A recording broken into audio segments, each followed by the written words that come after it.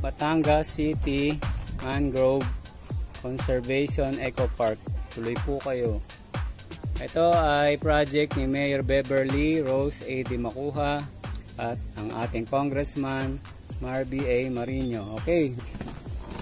So yun na ang plano dito. Kakaroon ng mga floating restaurant. Floating restaurant dyan.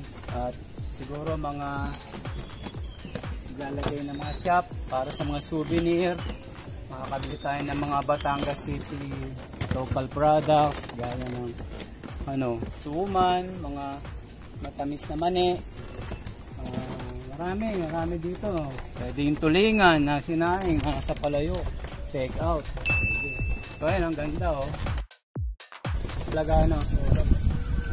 So dapat alagaan nyo dahil kayo palang taga rito. Kahit pagka ito yung naging tourist spot, kung may mga bahay kayo dito, pwede kayo dito magnegosyo. Diba? Pwede yung mga souvenir items.